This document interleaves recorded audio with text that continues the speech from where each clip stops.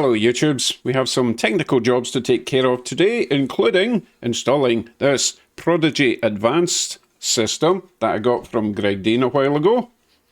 28 functions instead of the 10 that I currently have, plus other bits and bobs. We also have this ESU LokProgrammer to install. Got some new locos and decoders that need reprogrammed and some files, sound files to download off of the ESU website. So hang on to your undercrackers, it's going to get nerdy.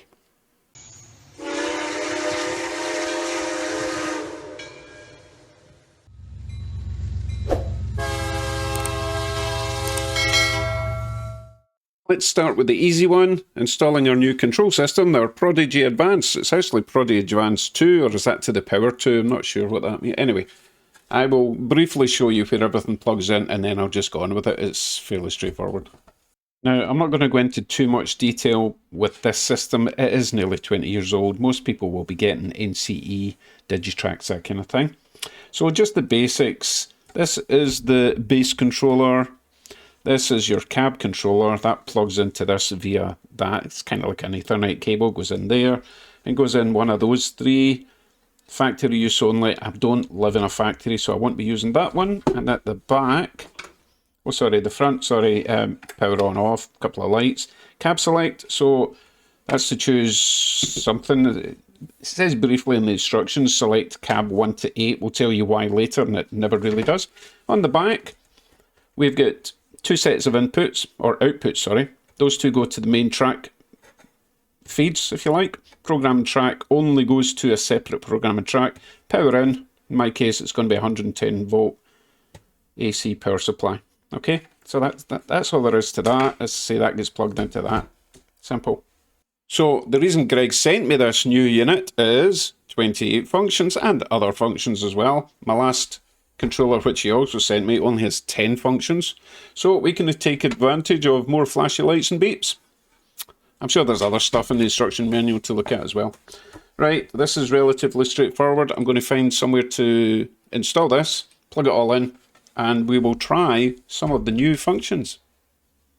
All installed on my new command station area. That's a DC control. That's also a DC controller. That's for my lights and anything else I plug in there. So here is our new unit. We do of course have a sacrificial loco on the track. Don't worry, I've got two of them. Right, let's switch on, see what happens. It lights up. I know that seems like a big deal, but my last one didn't light up. Can't seem to choose a colour on the camera. It's a sort of darkish blue. Oh, you almost saw it there. Stupid camera. Oh, there we go. That's what colour it looks like. That colour. Anyway, so we're on. We've got pilot light on. I've selected over to cab between number 1 and 8 for faster response time. I've got a double throw, double thingy switch here. So to the left is DC power, to the right is DC. Switch over there. Light comes on. I need to select number 182, so loco 182, enter. It's pretty much the same as my last one, except for the light, which is very cool. And we can change the speed step from 28 to 128, enter that. And we should go when I turn this wheel, which also works. And we should go. Oh, I know what I've done. I used the wrong sacrificial loco. This one's actually consisted to the other one, and I would have to disable that. Let me go and grab a different sacrificial loco that's not consisted. Okay, let's try this little chap. He's definitely not consisted.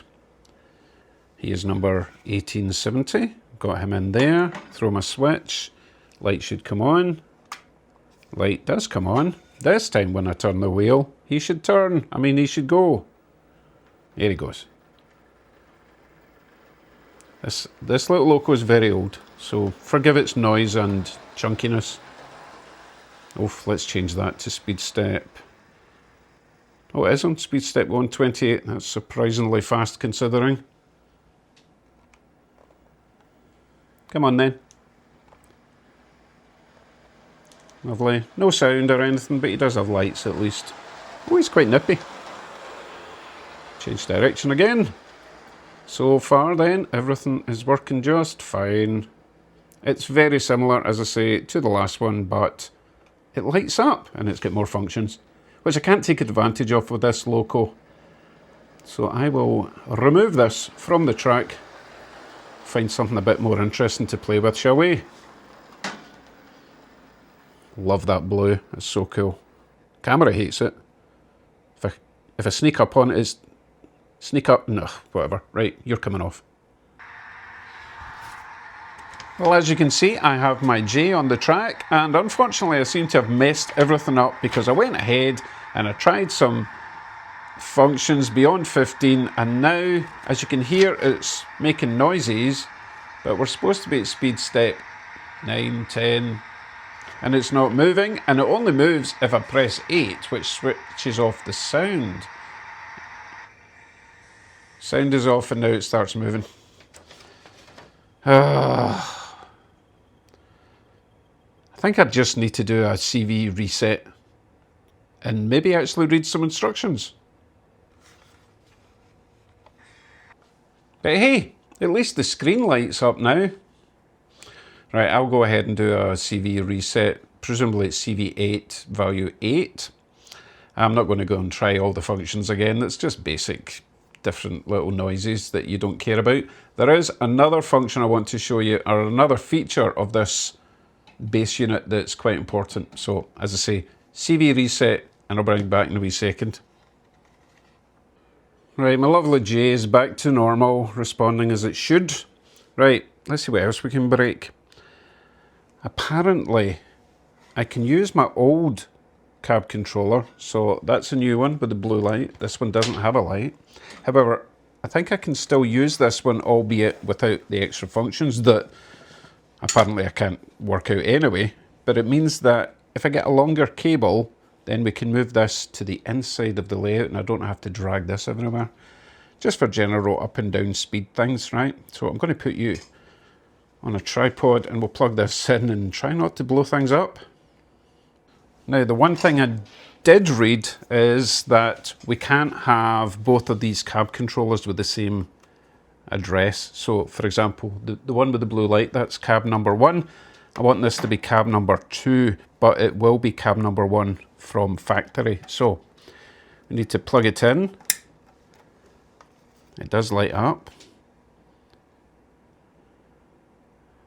Oh, I can't set this one because it doesn't have a system button.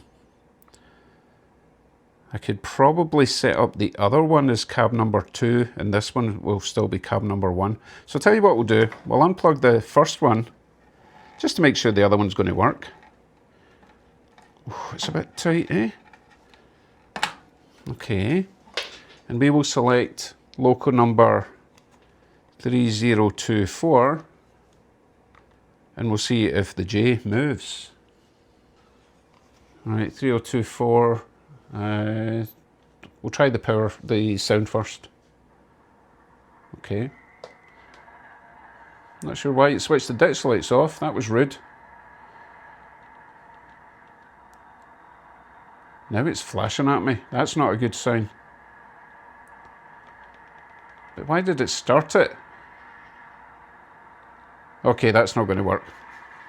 I maybe have to buy a newer version of the cab controller to match that one. Oh well. Right, I've plugged my main one back in. Let's see. Hopefully I've not broken it. 8 for sound. We have sound. Didn't switch the lights off. That was good. And forward. It's flashing as well now. Yep, I've broken it. Wonderful. Alright, I'm back again. I did the sensible thing. Switched it off and back on again. And we're good. Horn works. Revs up, starts moving, hopefully.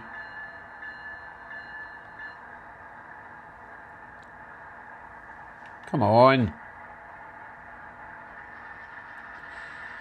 It does have a bit of a delay before it starts moving, but hey, it's realistic, right? Oh goodness, I do like that the spinny wheel works. These MRC Prodigy jobs, this throttle gives up really quickly. So we'll see how long this one lasts, but so far this one is fine. Yeah. Gorgeous. Okay, so not completely broken, but that one's no use at all. This video is going great. Right, let's see if we can install my LokProgrammer and have even just a little bit more success than that. At least I've got a blue screen. So what do we get in this gigantic box? Well, the answer is not a lot. What a waste of space. Okay, we have the LokProgrammer unit. We have a power supply. We have a cable, USB to, it's kind of an old world PC interface plug thing, right? That's the 3 bits you get. It did come with, not exactly instructions, but directions to the website. So you need to go online, download the software. Right, what do we have? We have the LokProgrammer unit itself. So, track out, 2 wires go in there, head off to a dedicated programming track. Not sure what those pins are for. No indication whatsoever. I think they are LEDs. Over track data power on. So I think that one will come on when you plug it in, switch it on, and that one might flash when it's sending stuff to the decoder. I don't know. On this side, we get the big plug. Plug this. That's quite a nice cable, actually. Anyway, plug that in there. Other side goes to a USB slot on your PC. On this side, we've got the power in from your transformer. That'll go in there. Plug that into the wall. Also have power in here, which is similar to the one up this side. So presumably you could get... you know what? I'm not even going to talk about that. I'm not going to steer you in the wrong direction. Someone with more experience can leave a comment. Tell me where you would get the power to go in there. Alternate power supply. But yeah, we'll go with this one. That's fairly straightforward. Not sure how I'm going to mount this. It's in a big plastic box. I'm thinking just a screw through that hole there. Mount it at the side of the layout somewhere. So, let me do that. While I'm doing that, I will show you... Well, while my clone's doing that, I'll show you where to get the software for this. So, we are on the ESU website. At the top, we have products, downloads, support, forum. So, I'm thinking downloads. We've got sound files, we'll get to that later. Firmware and software instruction manuals, probably need that. Let's have a look at that first, actually. Okay, a whole selection for digital decoders, ESU Engineering Edition, LokProgrammer. That's the manual we need. Quick Start Guide, download that. Reference manual, let's download them both. Yeah, of course I agree, otherwise I don't get it. Oh. Jolly good. Right, so that's in my download folder, and we'll grab that one as well. Reference manual, whatever that is. Okay, so we've got all that instruction manualness. Let's go back a page, back another page, and we want firmware and software. LokProgrammer PC software at the top. We also have cab control, mobile controller, universal update tool. Mobile. Let's just get the LokProgrammer PC software. I think the top one, LokProgrammer PC software for all LokSound 5, LokPilot 5, LokSound V4 and older decoders. This top one seems to cover it all. So we'll download that. Yes, of course I agree. Download that. Oh, that's a big file. It's taken a bit longer. Okay, so that has got everything we need to get started. Let's have a look at the sound files, shall we? This is where you'll go to find sound files for your particular locomotive. But tell you what, I'll come back to that when we actually have a patient on the test track, okay? Or the programming track. I now have my LokProgrammer installed on the side of my layout. Those 2 wires go along here and go to my programming track. My first patient is waiting patiently. That's what patients do. Okay, so this one goes down this cable, USB slot into my USB hub. That is my power supply that I've not plugged in at the moment. We've already covered that. Those two wires turn out, or those two connections turn out to be for AC power, I believe, coming from your accessories and your track. So that'll be a permanent 12, 14 volt or whatever. I am not tempted to use them until I know more about them. Top LED will be green, I believe, to show that the power unit is working, and that one is the data transfer. That will flash when things are happening. That's about it. So I'll plug this in. There's no on-off switch, so I'm going to be plugging this in and out. I don't like leaving it switched on. So plug it in. Oh, there's a little green light as anticipated. What's next then? I suppose we better check out their software. Well, I've been staring at the PC for a whole day actually, as you can tell. I've got a costume change. It is really clever, but also quite complex for a first timer. So I'm not going to go into huge detail. Once I know how the system actually works, I'll make a proper video on a sort of beginner's guide, or a, from my point of view, beginner's guide. But for now, what I will do is try and get a new sound file and function file onto my first patient, which is the DC silent loco I got from Rapido. I've got a blank sound decoder fitted now, but obviously we need to give it some personality. So first thing I have to do is look up what sort of loco it is and what sort of sounds it had, okay? So let's consult our Rapido Canadian National Condensed Operating Manual. Straight to the prototype history, tells you all about the loco that I have, its origins, and most importantly, the engine. And scrolling down, I can see here, the units had upgraded EMD 645 power assemblies in their original EMD 567 engine blocks. I recognise that number, so I think it's EMD 567 for the engine sound and presumably everything else. Doesn't really tell me much more with regards to sounds and functions, but then the functions are nothing to do with the sound in a toy. Sorry, model. So the next step then is to get onto the ESU website, look up this, and see if we can download a sound file for it. We are now on the ESU website, so let's go to the top. We're looking for downloads up here. Sound files, click on that. And Lock Sound 5 family, which is what I have. Click on that. Now, from what I watched from other people's videos, I want to click on this, Lock Sound 5 North American and Australian sound files.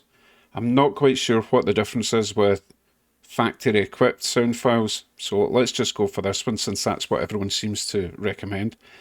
Click on that. Now, at this point, we have got many pages, as you can see. And this is where we can actually use the search box at the top. If we go back a couple of pages, we still get a search, but this is going to search the entire website for products, etc. So we do want to do our search within this area here. So I'm just going to type in GP9. Fat fingers, GP9, and see what comes up, shall we? So I'm going to scroll down to the bottom first and see we have 2 pages, okay? Now that kind of looks similar to what I have. It does say GP9. It does say 567 16-cylinder prime mover. But it doesn't say much more than that. Whereas if I scroll right to the bottom, I notice that this one down here says there were a number of these rebuild programs by many railroads. CN had GP9 RMs, which is exactly the loco I have, a GP9 RM with a slug. So I think I'm going to go for this file here, okay? So next up then, we hit the download button. Sometimes there's more than one option, so there is a drop down. So we're going to go for this. License agreement, of course, you have to read all that. Accept, and it will start downloading. The download doesn't take too long. It's the next section that takes quite a while. Now, if I click open file here, it will not only open that file, but it will open my LokProgrammer, which I don't want to do at the moment. I want to go to that file location, copy, paste it into a dedicated folder. I don't like everything living in my download folder. So I'll bring you back when I have that saved somewhere safe, and we will launch LokProgrammer. I am now in LokProgrammer. Doesn't look much at the moment, and the thing is, I still don't know how to actually open a file in LokProgrammer. Let's see, you've got Programmer at the top, read decoder data. Well, it doesn't have any. Reset, no. Extended, no. Tools, supported, so I don't actually know. Maybe it's update decoder firmware. No, that doesn't sound right either. So I'll tell you what I'm going to do. I'm going to go to the file that I downloaded, double click it, and it automatically opens the LokProgrammer. Don't worry, I'll learn how to actually get files into this at a later date. Right, give me a sec. Okay, we are now in that folder where I downloaded the file. Now, I do have a couple of other ones that I was just experimenting with. However, this S0708, blah, blah, blah, diesel, but whatever, that's the one we just downloaded. So I'm going to double click that and it should open up the LokProgrammer. Sorry, LokProgrammer. Keep saying that wrong. Okay, it's doing its thing. It's doing its thing. Opening project. So it's a project, it's called. Okay. So this is our file that we just downloaded. It's got loads of stuff. We can do function settings, mappings, and driving characteristics. We don't want to touch any of that at the moment, because at the moment we have a blank decoder in the local. We want this as our default file in our locomotive. So the very first thing I'm going to do is transfer all this data. Before I play with anything, I'm going to upload this file into my local. We do that by clicking on Write Sound Data at the top. We've got a couple of options: write decoder data, overwrite defaults with current values. I'm going to leave both of them ticked for now. Don't worry, I'll learn what they all are, but I know that I need to leave both of these clicked for now. Click Next. And now it's writing sound data to my loco. Now, apparently this takes a while, up to 30 minutes.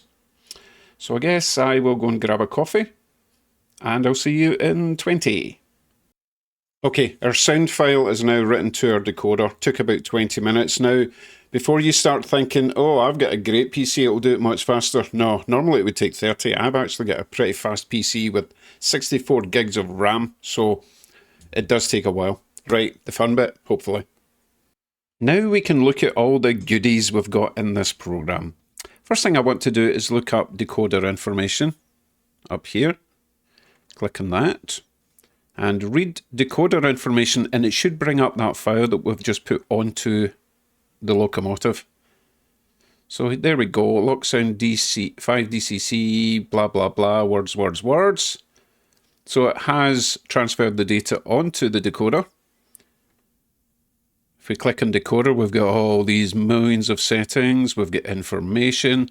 There's a little image that came along with that file. We can change the image, but I don't think there is a exact version of what we actually have. Let's have a look. Let's see. We've got 183 opportunities. And it doesn't want to show us any of them.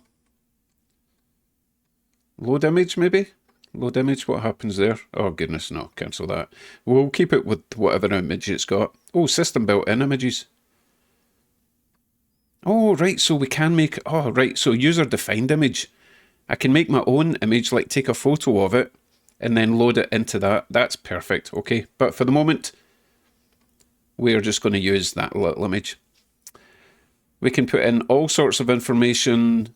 Name, type, country, obviously we'll change that to Canada, all sorts of stuff, and that's just in the general information section. We've got functions. I'm not going to touch them for now, because I just want to make sure it works. And we've got all our sound functions in here as well. Lots and lots of stuff to look at. The fun bit is this? We can test it on the test track. So this is driver's cab section up here.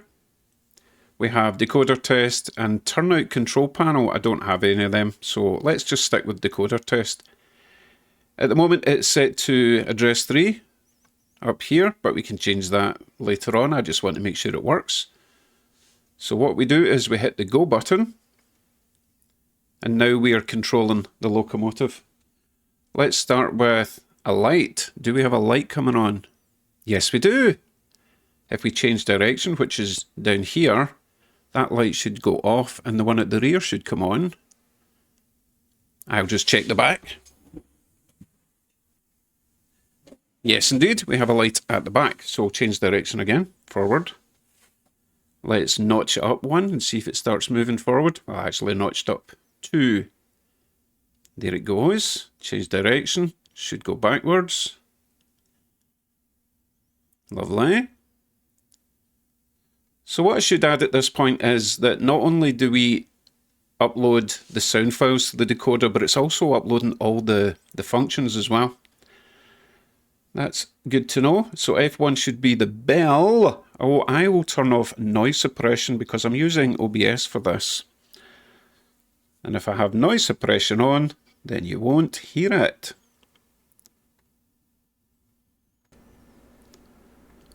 Okay, noise suppression is now off, so you might hear some hums from the PC, but let's try the bell. The bell works. I hope you can hear that. That's jolly nice. Switch that off. Let's try the horn. That is one ugly horn. But don't worry, there is an option to change the horn within this sound file. I don't even know if that's prototypical, is it? Let me know. I'll give you one more blast. Because that's ugly. Ugly horn. Right. F3. Let's see, I think that is... There's a little... I don't know if you can see. It's probably quite small, but I think that's a coupler. Yep. F4. I like how it's got little pictures. So F4, it's got a little picture of a fan round it. Presumably we won't hear that unless the engine's running. F5, I'm not sure if that is maybe ditch lights, which it doesn't have, so that's not going to do anything. F6, I think that's, I don't know what I'm looking at, there's a little picture. Oh no, it says it underneath. So F5 says emergency lights. Nothing happening there. F6 underneath says front ditch lights flashing by default. Now that's weird because as you can see it's bringing up my number board lights. So we will be able to change the functions, you know, corresponding to what they do later on. But at the moment I just want to make sure everything works. Right, we'll leave them on. F7 should be... I'm not sure, there's a little picture of a curved track. Again, probably won't hear anything unless it's moving. Okay, the important one, F8. Startup sounds.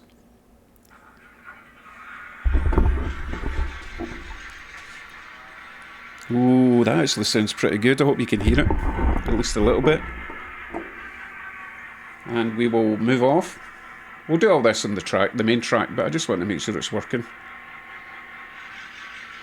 Ooh, I like that. Nice little delay before it moves off. I only have a very small piece of test track here. Change direction before it reaches the end. Oh, I quite like that. Might have to turn the volume up just a wee shade though. Change direction before it falls off the end of my track. Lights come back on. Oh, it's total success. And I've not even changed any settings yet. Oh, I better stop that before it reaches the end. Actually, I'll go back a little bit because I want to see it while we're testing it, right? I like the sound. Hopefully you can hear it. If not, I'll do another small sound video and you can all confirm whether or not this is the correct sound for this locomotive, because I have no idea.